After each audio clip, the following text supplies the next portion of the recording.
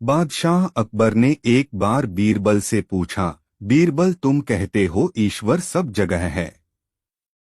बीरबल बोले, हाँ बादशाह, ईश्वर हर जगह है, इसमें कोई शक नहीं है।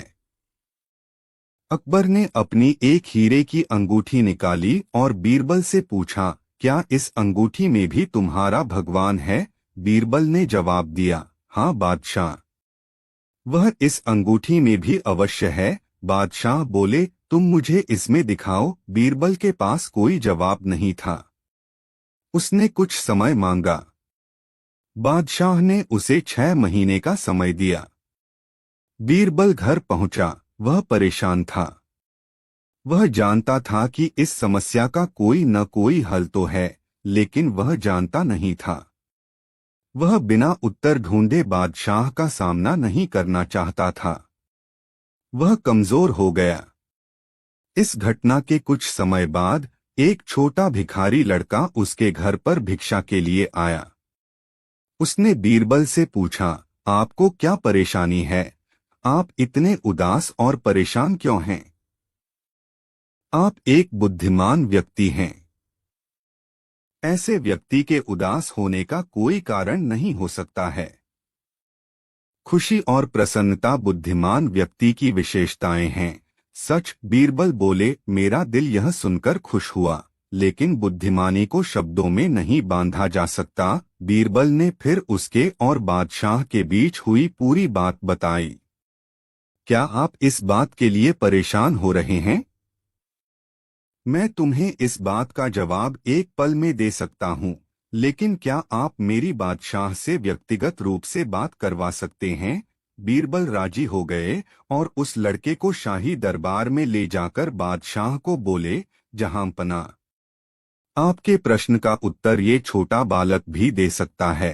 अकबर ने उस लड़के के साहस की प्रशंसा की और उत्तर सुनने को व्याकुल हुए।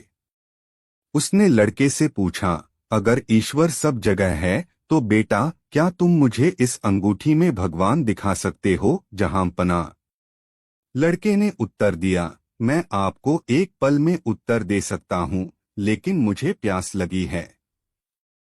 मैं आपके प्रश्न का उत्तर एक गिलास लस्सी पीने के बाद दूंगा। बादशाह ने लस्सी लाने को कहा। लड़के ने लस्सी पीनी शुरू की और बोला, बादशाह, मैं मक्खन वाली लस्सी पीता हूँ। आपका सेवक जो लस्सी लेकर आया है वो मुझे पसंद नहीं आई और इसमें से मक्खन नहीं निकल रहा है। बादशाह बोले, यह लस्सी बहुत उम्दा है। याद रखो छोटे बालक, तुम बादशाह की व्यक्तिगत डेयरी से लाई गई लस्सी पी रहे हो। लड़का बोला, बहुत अच्छा। अगर जहां पनाह को विश्वास है कि इस लस्सी में मक्खन है तो मुझे मक्खन दिखा दें। बादशाह जोर से हंसे और बोले, मैं बताता हूँ। तुम इतना भी नहीं जानते कि लस्सी से मक्खन उसे बिलोने के बाद ही निकाला जा सकता है, और तुम यहाँ पर मुझे भगवान को दिखाने आए हो। मैं कोई मूर्ख नहीं हूँ। बादशाह, लड़के ने तुरंत जवाब दिया, मैं तो आपको आपके प्रश्न का ही उत्तर दे रहा हूँ। बादशाह उलझन में पड़ गए। लड़का उनसे बोला, जहां पनाह, इसी तरह ईश्वर सब वस्तुओं के अंदर हैं। वह हर चीज पदार्थ के अंदर हैं। उन्हें हम अपनी इन आंखों से नहीं देख सकते। उन्हें देखने के लिए हमें अपने मन की आंखों को जगाना जरूरी है। हम ईश्वर को महसूस कर सकते हैं और उन्हें अपनी बुद्धिमानी की आंखों से देख सकते हैं, लेकिन उससे पहले हमें अपने शरीर के पंच तत्वों और वस्तुओं को बिलोकर अलग करना पड़ता है। दही की तरह उस लड़के ने अकबर के प्रश्न का उत्तर दिया और बादशाह उससे बहुत प्रभावित हुए। वह और भी जानना चाहते थे और लड़के से पूछा, बच्चे, अब तुम मुझे बताओ, तुम्हारा भगवान हमेशा क्या करता रहता है? बालक भिक्षुक बोला, जहांपनाह, यह ईश्वर ही है जो हमारी संवेदनाओं को शक्ति देता है, हमारे दिमाग को समझ देता है, हमारे शरीर को ताकत देता है, और यह उन्हीं की शक्ति है जिससे हम जीते और मरते हैं। मनुष्य सोचता है कि वही कलाकार है और अपनी कलाओं का आनंद लेता है। लेकिन मनुष्य तो उस शक्ति के हाथों की कठपुतली है, उसकी सोच से ही सल्तनत ऊपर उठती है और गिर जाती है। करोड़पति गरीब बन जाता है और गरीब करोड़पति। उसे महसूस करने के लिए हमें अपने आप को उसे समर्पित करना पड़ता है। बादशाह के लिए एक छोटे भिक्षुक से ये सब सुनना एक नया अनुभव था। अकबर अपने विचारों में लचीलापन रखते थे और इस छोटे हिंदू भिक्षुक की बातें सुनकर ही शायद वह धार्मिक व प्रशासनिक बातों पर विचार विमर्श के लिए मुस्लिम फकीरों और मौलवियों के साथ हिंदू विद्वानों को भी आमंत्रित करने लगे। शिक्षा अवांछनीय स्थिति में चतुराई से पेश आना चाहिए।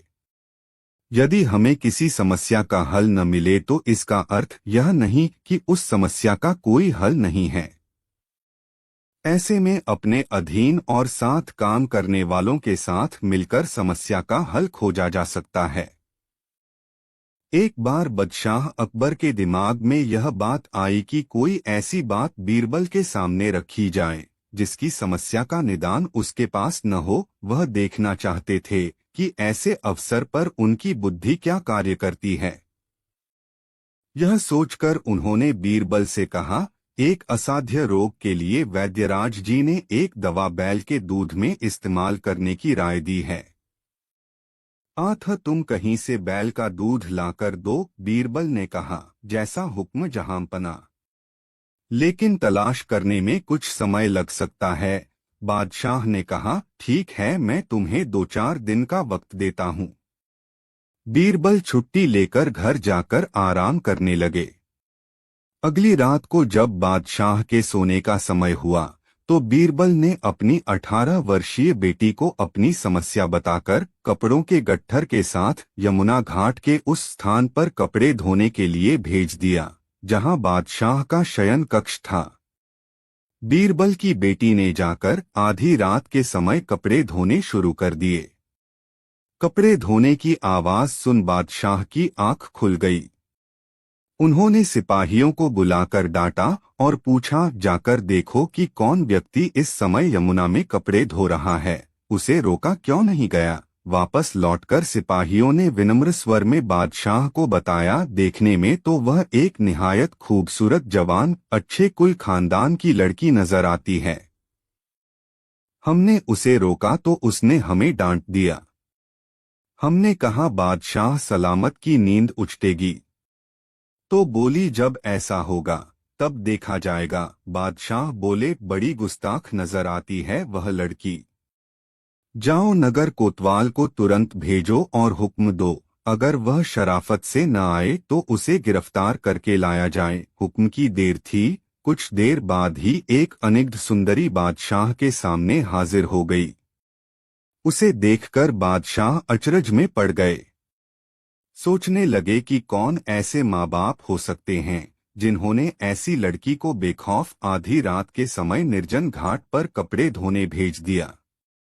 बादशाह ने रोषपूर्ण स्वर में पूछा, ऐ लड़की, तुझे कोई और जगह नहीं मिली थी जो आधी रात को यहाँ महल के नीचे कपड़े धोने चली आई। लड़की ने विनम्र स्वर में कहा, हुजूर, इधर कपड़े धोने मैं इसलिए चली आई क्योंकि मुझे पूरा यकीन था कि बादशाह के महल साये में मेरी इज्जत महफूज रहेगी। उसके बुद्धिमत्तापूर्ण उत्तर से बादशाह अकबर प्रभावित हुए। फिर बोले, चलो, यह बात तो मैंने मानी, मगर कपड़े धोने का और कोई वक्त तुम्हें नहीं मिला। मजबूर थी शाहे आलम, मेरे बाप ने सुबह ही एक बच्चे को जन्म दिया है, मेरी माँ नहीं है। दिन भर देखरेख मुझे ही करनी पड़ी। रात का खाना वगैरह पकाने के बाद मैंने सोचा, अगर गंदे कपड़े रातों रात नहीं धुले तो सुबह उनके इस्तेमाल के लिए कोई कपड़ा न रहेगा। क्या बकती है लड़की, कहीं मर्दों के भी बच्चे पैदा होते हैं, क्यों नहीं हो सकते। आलमपनाह, लड़की ने बेझिझक कहा, बैल दूध दे सकता है तो मर्द के भी बच्चे हो सकते हैं। लड़की का उत्तर सुनते ही बादशाह अकबर सन्नाटे में आ गए। क्रोध एकदम मुस्कान में बदल गया। वह बोले, मैं समझ गया दीवान, बीरबल की बेटी के अलावा और कोई नहीं हो सकती। आपने ठीक पहचाना हुजूर आली, मैं आपके दीवान बीरबल की ही बेटी हूँ। इतनी निडरता के साथ इतनी बुद्धिमत्तापूर्ण उत्तर बीरबल की ही बेटी दे सकती है। जाओ, बीरबल से कहो मैंने उन्हें दिया हुआ आदेश वापस ले लिया है। और फिर बीरबल की बेटी को इनाम देकर ससम्मान डोली में बिठाकर उसके घर भिजवा दिया। शिक्षा, इस दुनिया में बुद्धिमान लोगों की कभी कमी नहीं रही है। फिर वह तो बीरबल जैसे विद्वान और हाजिर जवाब व्यक्ति की बेटी थी। जैसा बाप वैसी बेटी। बादशाह को ठीक ही उत्तर दिया गया था। भला कोई बैल भी दूध दे सकता है।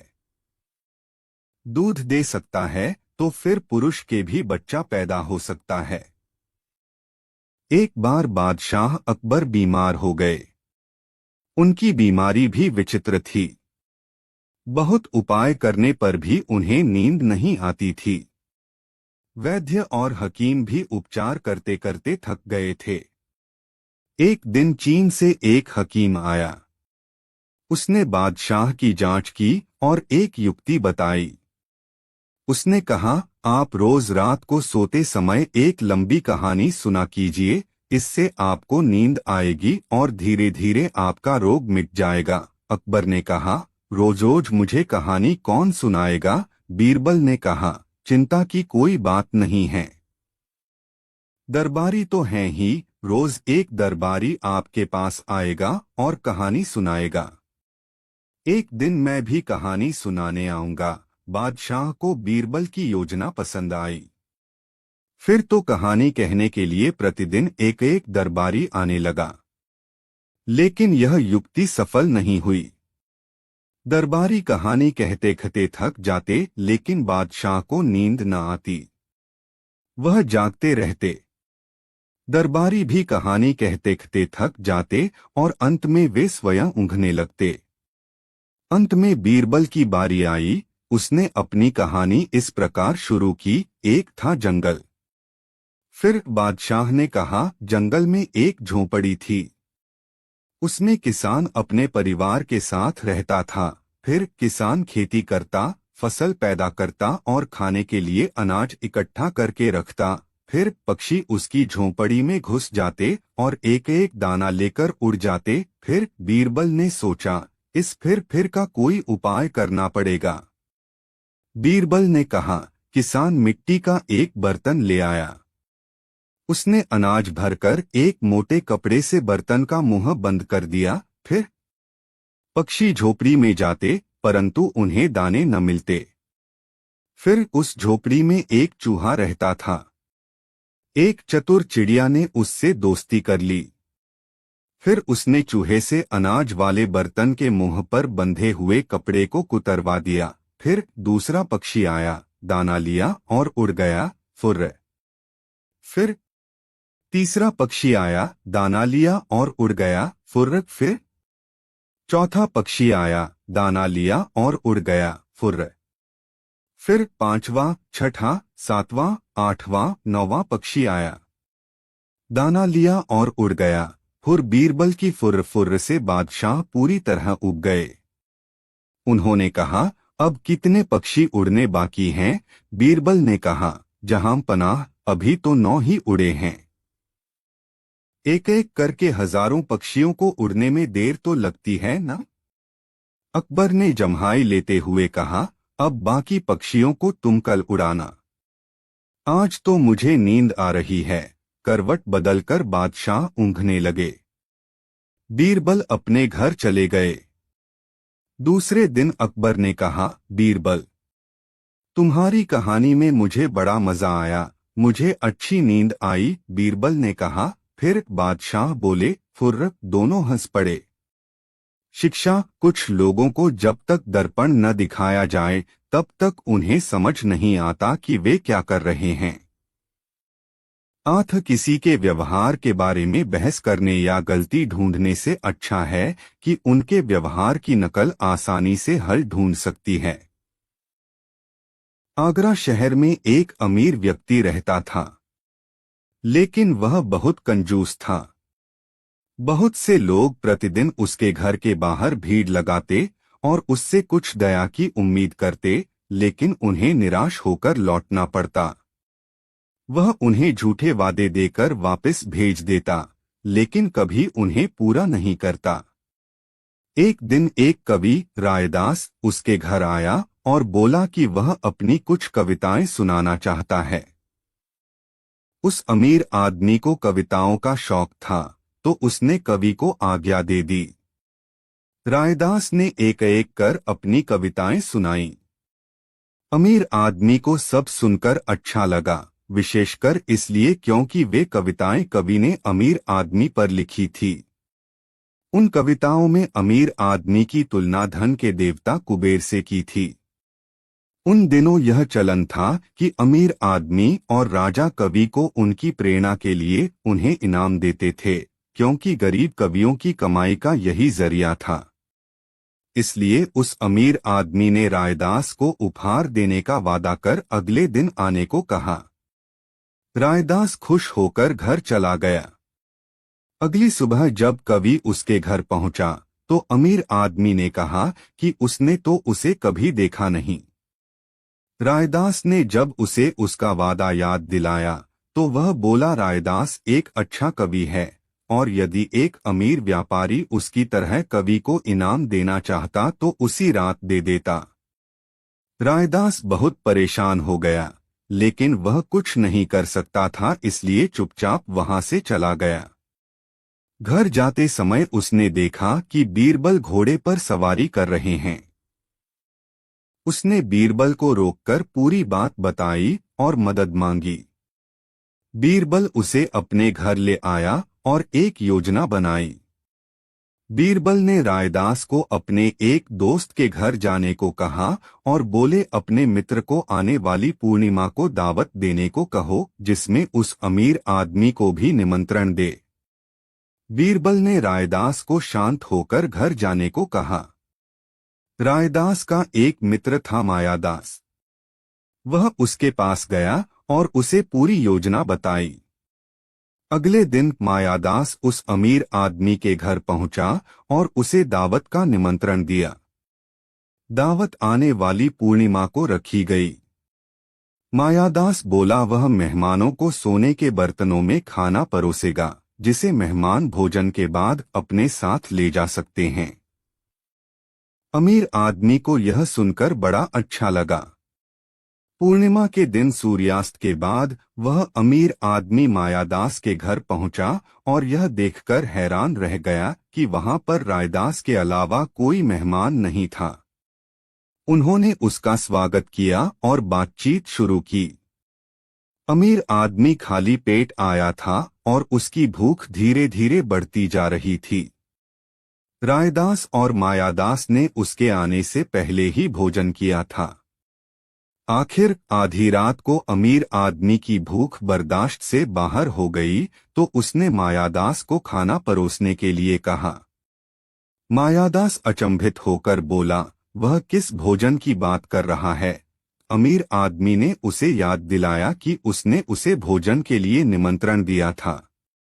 अब रायदास ने उससे निमंत्रण का प्रमाण मांगा। अब उस व्यक्ति के पास कोई उत्तर नहीं था। तब मायादास बोला, उसने उसे केवल खुश करने के लिए निमंत्रण दिया था। वह कहने लगा कि जो दूसरे लोगों के लिए कुछ अच्छा नहीं कर सकते, उन्हें दूसरों को दुख भी नहीं देना चाहिए। उसने अमीर आदमी को कहा, इसमें बुरा मानने की जरूरत नहीं है। उसी समय बीरबल कमरे में आए और अमीर आदमी को रायदास के प्रति अपने व्यवहार की याद दिलाई। अमीर आदमी ने अपनी गलती मानकर क्षमा मांगी। वह बोला, रायदास एक अच्छा कवि है और उसने कोई इनाम नहीं मांगा था। उसने स्वयं उसे उपहार देने का वादा किया था और फिर उससे चालाकी की। उस गलती को सुधारने के लिए उसने रायदास को अपने गले में पहना हुआ हार निकाल कर दिया।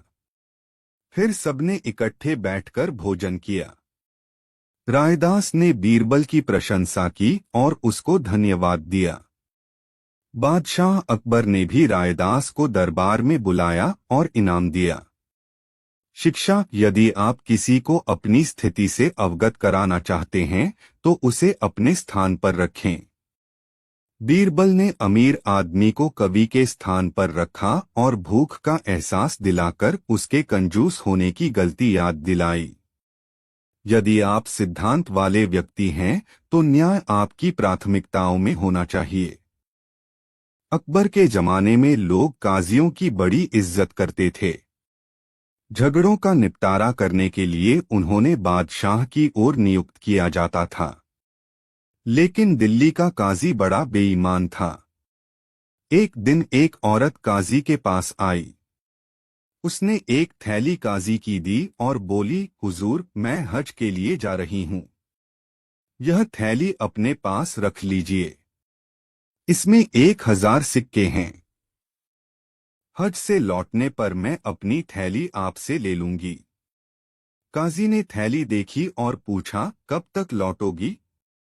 औरत बोली, मक्का जा रही हूँ हुजूर। दूर का सफर है। लौटने में 1 साल तो लग ही जाएगा। काजी ने बूढ़ी औरत से कहा, देखो, मैं रुपए पैसों से कोई वास्ता नहीं रखता, लेकिन मैं तुम्हें नाउम्मीद भी नहीं करना चाहता। तुम थैली छोड़ जाओ। हाँ, तुमने अपनी थैली पर मुहर तो लगा दी है ना? बूढ़ी औरत ने काजी को थैली पर मुहर तो लगा दी है ना? बूढ़ी औरत ने काजी को थैली दिखाई और हज के लिए चली गई। वह 1.5 साल बाद वापस लौटी तो सबसे पहले काजी के पास गई। उसने काजी से कहा, हुजूर, थैली रखने के लिए बहुत बहुत शुक्रिया। अब मैं आ गई हूँ। मेहरबानी करके मेरी थैली लौटा दीजिए। काजी अंदर गया और एक थैली लेकर बाहर आया। बूढ़ी औरत को थैली देने के पहले उसने कहा, ले जाने से पहले अपनी मुहर वगैरह देख लो। बुढ़िया ने काजी को शुक्रिया अदा। काजी अंदर गया और एक थैली लेकर बाहर आया। बूढ़ी औरत को थैली देने के पहले उसने कहा, ले जाने से पहले अपनी मुहर वगैरह देख लो। बुढ़िया ने काजी को शुक्रिया अदा किया और अपने घर चली गई। घर जाकर जब उसने थैली खोली तो उसे चक्कर आ गया। वह चिल्लाई, हाय अल्लाह, इसमें तो ठीकरे ही ठीकरे हैं। मेरे सिक्कों का क्या हुआ? वह रोती चिल्लाती काजी के पास आई और बोली, हुजूर, थैली में तो मेरे सिक्के नहीं निकले, इसमें तो ठीकरे ही ठीकरे हैं। मेरे सिक्कों का क्या हुआ? वह रोती चिल्लाती काजी के पास आई और बोली, हुजूर, थैली में तो मेरे सिक्के नहीं निकले, इसमें तो ठीकरे भरे पड़े हैं। काजी ने शांति के साथ कहा, मैंने तो तुम्हारी थैली को देखा नहीं कि उसमें क्या है। तुमने जैसी मुहर बंद थैली दी वैसे मैंने तुम्हें लौटा दी। बुढ़िया शोर मचाती रही, किंतु काजी ने उसकी एक बात न सुनी। आखिर उसने बादशाह से न्याय की प्रार्थना की, जहांपनाह, काजी ने मेरे साथ दगा किया है। थैली में मेरी कुल जमा पूंजी थी। अब मैं क्या करूं? किंतु काजी अपनी बात पर अड़ रहा। बुढ़िया के साथ न्याय जरूरी था। अकबर ने बीरबल से सलाह की। बीरबल बोले, जहांपनाह, मेरे ख्याल से काजी ने थैली फाड़कर उसमें से रुपए निकाल लिए हैं। बाद में उसे किसी होशियार रफूगर से रफू करवा दिया है। फिर भी बिना सबूत के फैसला कैसे हो? बादशाह ने पूछा। जहांपनाह, आज रात को सोते समय आप अपनी चादर का एक कोना फाड़ दीजिए, फिर देखिए क्या होता है, बीरबल ने सुझाव दिया। दूसरे दिन बीरबल के सुझाव के अनुसार अकबर ने चादर का एक कोना फाड़ दिया। रात को जब वह सोने गए तो उन्होंने देखा कि चादर को बहुत होशियारी से रफू कर दिया गया है। उसे देखकर यकीन ही नहीं होता था कि यह कभी फटी भी थी। अकबर ने पहरेदार को बुलाया और पूछा, इसे किसने रफू किया है? पहरेदार ने सफाई दी, जहांपनाह, मेरी खता माफ हो। सजा पाने के डर से मैं शहर के सबसे होशियार रफूगर के पास गया था, उसी ने इसे रफू किया है। ठीक है, अब तुम जाओ और कल को उस रफूगर को दरबार में हाजिर करो। अकबर ने हुक्म दिया। दूसरे दिन रफूगर को दरबार में लाया गया। बादशाह ने उससे पूछा, यह बताओ, कुछ दिन पहले तुमसे किस किसने काम कराया था? रफूगर ने कांपते हुए कहा, जहांपनाह, काजी साहब ने। मैंने उनकी ठीकरों से भरी थैली रफू की थी। इसके बाद काजी को दरबार में बुलाया गया। वहां रफूगर को देखकर उसके होश गुम हो गए। वह जमीन पर गिड़गिड़ाने लगा, जहांपनाह, मैं कबूल करता हूं कि इस औरत के सिक्के मैंने ही लिए थे। अकबर ने हुक्म दिया, काजी, तुम्हें बर्खास्त किया जाता है। इस बुढ़िया को चुकाने के बाद तुम्हारे पास जो भी दौलत बचेगी उसे शाही खजाने में जमा कर दिया जाएगा। इस इंसाफ से बुढ़िया बहुत खुश थी। अकबर अपने प्रिय बीरबल के बारे में सोच रहे थे। एक साधु था जो अपने इलाके में बेहद ईमानदार समझा जाता था। उसके किया कि तीर्थ यात्रा हो आऊं। यही सोचकर उसने घर का सारा कीमती सामान बेच दिया और नकदी में से कुछ अपने खर्चे के लिए रखकर उस पर लाख की सील लगा दी और साधु के पास जाकर बोली, महाराज जी, आप बड़े ही ईमानदार आदमी हैं। यही सोचकर मैं आपके पास आई हूं। दरअसल मैं तीर्थ यात्रा पर जाना चाहती हूं। आप मेरी ये थैली रख लें, इसमें 1000 मोहरें हैं। मैं यात्रा से वापस आकर अपनी अमानत ले लूंगी। साधु ने थैली रख ली। वह यात्रा पर चली गई। करीब 2 साल बाद वह वापस आई और साधु से अपनी थैली ले ली। घर आकर उसने थैली खोलकर देखा तो घबरा गई। थैली में मोहरों की जगह लोहे की टिकलियां भरी थीं। वह फौरन साधु के पास गई और सारी बात बताई। मगर साधु ने इस मामले में अनभिज्ञता जाहिर की और बोला, देखो बीबी, तुम्हारी थैली में क्या था क्या नहीं, मुझे नहीं मालूम। मैंने तो तुम्हारी अमानत जस की तस रख दी थी और तुम्हारे वापस आने पर वैसे ही उठाकर तुम्हें दे दी। साधु की बात सुनकर विधवा घबरा गई और गिड़गिड़ाने वाले अंदाज में बोली, महाराज साहब, मैंने अपने हाथों से थैली में मोहरें रखी थी। मैं बहुत गरीब औरत हूं। वे मोहरें ही मेरी जमा पूंजी थीं। मेरा बुढ़ापे का सहारा थी। सारी नहीं तो कम से कम आधी ही दे दो। मैंने तो आपको ईमानदार समझकर अपनी धरोहर आपके पास रखी थी, मगर आप मुझ गरीब के साथ अन्याय कर रहे हैं। साधु ने कहा, ऐ बुढ़िया, फालतू बकवास मत कर और सीधी तरह से यहाँ से चलती बन, वरना धक्के मारकर बाहर निकाल दूंगा। बुढ़िया रोते हुए बीरबल के पास पहुंची और सारी बात बताई। बीरबल ने उसे आश्वासन देकर घर भेज दिया और थैली रख ली। दूसरे दिन ही बीरबल ने नगर के सभी रफूगरों को बुलाकर वह थैली दिखाई। एक रफूगर बोला, यह थैली तो साल भर पहले मैंने ही रफू की थी। कौन लाया था यह थैली तुम्हारे पास? बीरबल ने पूछा। रफूगर एक साधु। बीरबल ने तुरंत सिपाही भेजकर साधु को बुलवाया। साधु आया और रफूगर को देख सारा मामला समझ गया। अगले ही पल उसने जेब से सोने की मोहरें निकालकर बीरबल के कदमों में रख दी और क्षमा मांगने लगा। तुम क्षमा करने के काबिल नहीं हो साधु। तुम्हें तुम्हारे पद से भी हटाया जाता है। जो खुद बेईमान हो वह दूसरों का क्या मार्गदर्शन करेगा। बुढ़िया धन पाकर बेहद खुश हुई और बीरबल को दुआएं देने लगी। शिक्षा जितना हम सोचते हैं, लालच उससे अधिक फैला हुआ है। संदिग्ध व्यक्तियों पर आंख बंद करके भरोसा कर उनके हाथों की कठपुतली बनने से बचें। एक बार उनके जाल में फंसकर बाहर निकलना मुश्किल होता है। घी के 2 व्यापारियों की दुकानें एक दूसरे के बराबर में थीं। एक दिन उनमें से एक ने दूसरे से 500 स्वर्ण मोहरें उधार लेने की सोची और अपना कर्ज बिना किसी परेशानी के चुकाने को कहा। लेकिन जब कर्ज वापस करने का समय आया तो उसने ऐसा करने से मना कर दिया। उसने यह भी स्वीकार करने से मना कर दिया कि उसने उससे रुपए उधार लिए हैं। वह व्यापारी जिसने धन उधार दिया था वह न्याय के लिए बादशाह के पास गया। बीरबल को हमेशा की तरह न्याय करने को कहा। बीरबल ने दोनों को बुलवाया और दोनों की कहानी सुनी।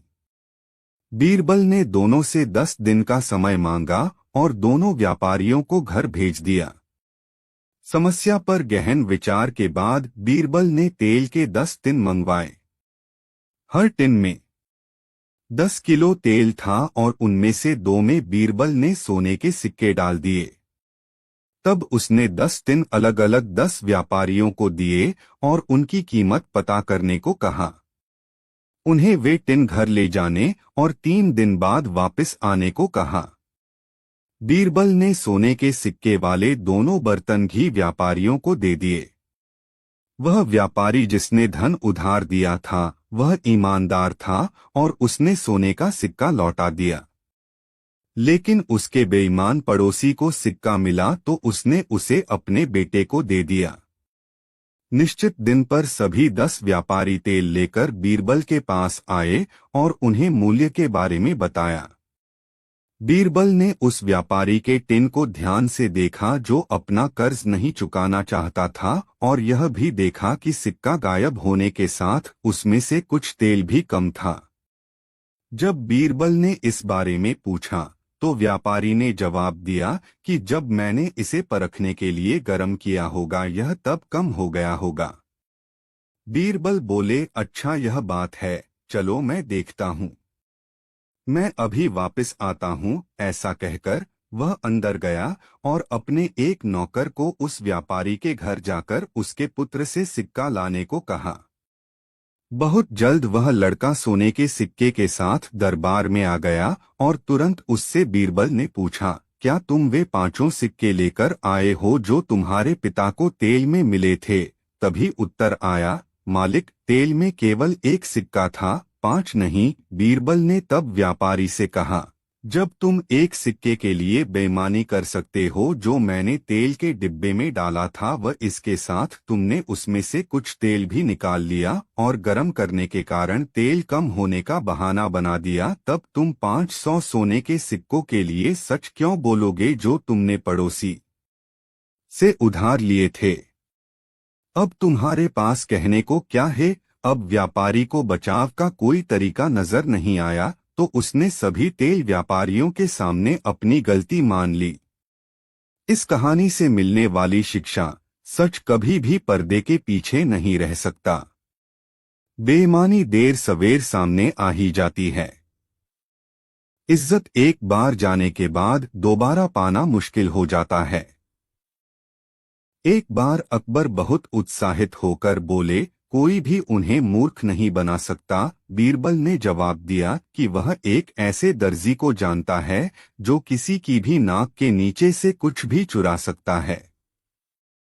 अकबर ने बीरबल को इस बात को पूरा करने की चुनौती दी। दर्जी को महारानी का ब्लाउज सिलने के लिए बुलाया गया। उसे एक मलमल का कपड़ा दिया गया और कहा गया, तुम्हें कोई चालाकी करने की जरूरत नहीं, क्योंकि यहाँ से निकलने से पहले तुम्हारी तलाशी ली जाएगी। कमरे के बाहर एक सैनिक को तैनात कर दिया गया ताकि दर्जी अपने साथ कुछ न ले जा सके। कुछ समय बाद दर्जी का पुत्र आया, लेकिन उसे मिलने नहीं दिया गया। बाहर खड़े होकर उसने दर्जी को कहा कि उसकी पत्नी घर पर खाने के लिए बुला रही है। दर्जी ने कहा, तुम चले जाओ, मैंने अभी अपना काम खत्म नहीं किया। लेकिन उसका पुत्र बाहर खड़ा होकर उसे घर आने के लिए कहता रहा। दर्जी परेशान होकर उस पर चिल्लाया और अपना जूता उस पर फेंका। लड़का जूता उठाकर घर की तरफ भागा। जब दर्जी का काम खत्म हो गया तो उसकी तलाशी लेकर उसे जाने दिया।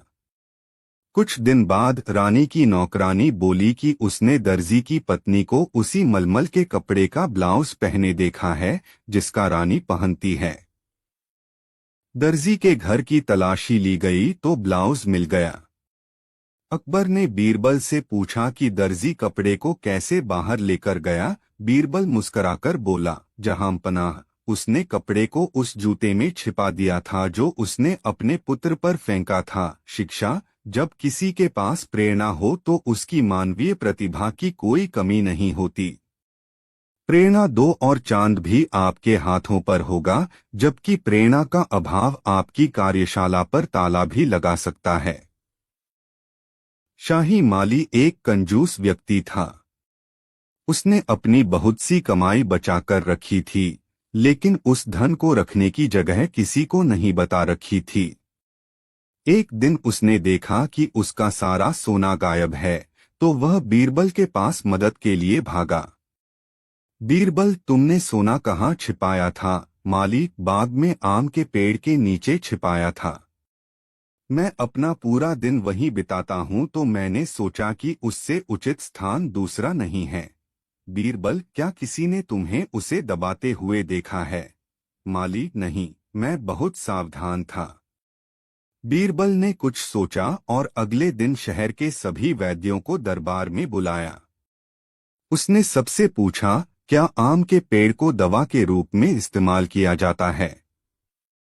एक ने जवाब दिया, फल तो प्रयोग होता है, लेकिन पत्तों और फूलों का कोई उपयोग नहीं होता है। लेकिन एक वैद्य बोला, जड़ का भी उपयोग होता है।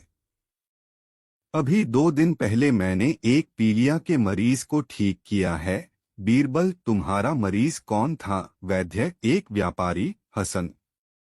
बीरबल हसन से मिलने गया और पूछा, तुम्हारे इलाज के लिए पेड़ की जड़ कौन लाया? हसन, मेरा नौकर। बीरबल, उसे बुलाओ। जब नौकर आया, बीरबल ने उसे कहा, अगर तुमने सोना नहीं लौटाया तो तुम्हें फांसी दी जाएगी। नौकर ने तुरंत कबूल किया और थैला लौटा दिया। शिक्षा, लापरवाही से धन की हानि करना आसान होता है, जबकि उसे कमाना और खोए धन को पाना मुश्किल। अकबर कुछ समय से परेशान थे और कोई बादशाह की इस दशा का कारण नहीं जान पा रहा था, जो हमेशा उत्साह व जोश से भरे रहते थे। उनके राज्य में खुशहाली थी और वह शत्रुओं से भी सुरक्षित था। सभी रंग भेद जाति के व्यक्ति उन्हें चाहते थे। तब भी उनके दिमाग में कुछ तो था जो उन्हें परेशान कर रहा था। अंत में उनकी परेशानी का कारण पता चल गया। वह था उनका प्रतिदिन का भोजन। वह स्वयं ही भोजन की सूची बनाते थे। न तो रसोइये और न ही खानसामा को आरोपित किया जा सकता था। बादशाह का गोश्त और सभी प्रकार के खानों से मन खट्टा हो गया था और इस खास संतुष्टि की कमी उन्हें परेशान कर रही थी। अकबर ने बीरबल को बुलवाया और खाने की सूची बदलने को कहा। बीरबल ने रसोइये से पूछताछ कर पता लगाया कि काफी समय से बैंगन नहीं बनाए गए हैं। उन्होंने रसोइये को बैंगन लाकर वह प्रयोग करने को कहा। रसोइये ने बैंगन की चटनी, सलाद, सूप और अन्य लजीज व्यंजन बनाकर पेश किए। अकबर ने हर व्यंजन को स्वाद लेकर खाया और बीरबल की खूब प्रशंसा की। अब तो बैंगन का नाश्ता, बैंगन का भोजन बनने लगा, पर कुछ दिन बाद बादशाह फिर उकता गए। अब फिर उन्होंने बीरबल को बुलाया। बीरबल कुछ और बनवाते, पर उन्होंने सोचा बादशाह कुछ समय बाद फिर उकता जाएंगे। तब वह अकबर के पास गए और बोले, जहांपनाह, कमी भोजन सूची में नहीं है। यह आपके दिमाग में है, जिसकी पसंद नापसंद बदलती रहती है।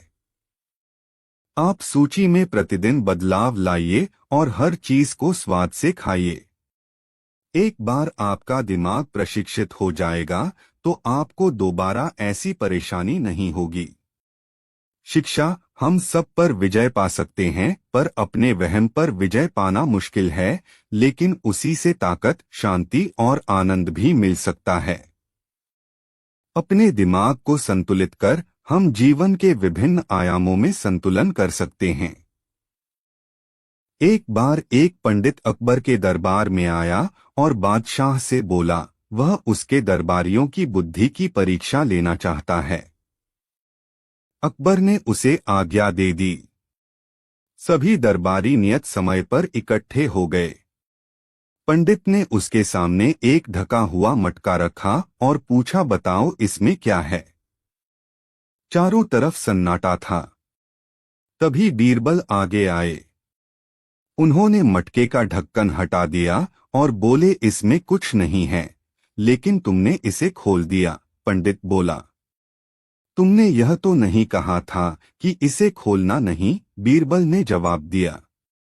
पंडित बहुत निराश हुआ और बादशाह को सलाम करके चला गया। शिक्षा हमारा दिमाग उन अवरोधों को खोजता है जो होते ही नहीं हैं। हमें उन नियमों को नहीं सोचना चाहिए जिनका अस्तित्व ही नहीं है।